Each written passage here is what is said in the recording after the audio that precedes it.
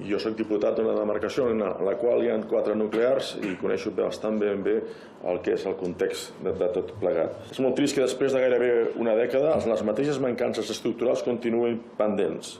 I encara és més greu que aquest Congrés continuï aprovant documents que a vegades no tenen cap efecte real. Fa anys que des d'Esquerra Republicana denunciem que la seguretat a l'exterior de les centrals nuclears d'Ascó i Vandellòs és insuficient, obsoleta i perillosa. L'any 2025 els avisos d'emergència nuclear als ajuntaments encara es fan per fax. En plena era del 5G, de la intel·ligència artificial, dels sistemes d'avisos geolocalitzats en temps reals, el Govern d'Espanya, els seus diferents governs, a través del Consejo Nuclear i del Ministeri d'Interior, encara activa el PENTA enviant un fax als alcaldes. Aquesta barbaritat ja va ser denunciada pel síndic de Greuges l'any 2019, que va qualificar la situació de sonada i espectacular.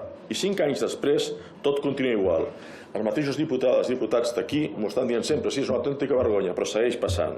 Aprovem informes mentre les comarques nuclears catalanes continuen sense cobertura mòbil, sense vies de tren adequades per evacuar, amb carreteres que acaben en camins de cabres, amb els alcaldes que no saben si esclata una emergència que han de fer, i amb una sala de coordinació d'emergències de Tarragona, la subdelegació del govern, que ni tan sols pot operar 24 hores. Això és jugar amb foc.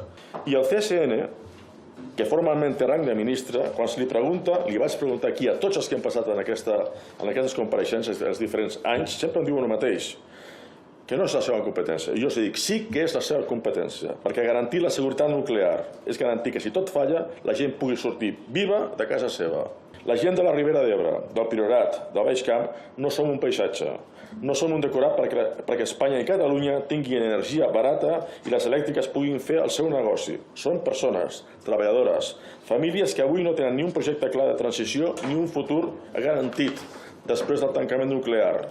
I mentrestant, aquestes comarques que han estat a l'oblit, que han estat solidàries i generoses, acollint nuclear, reben a canvi l'oblit, la lentitud i la descoordinació.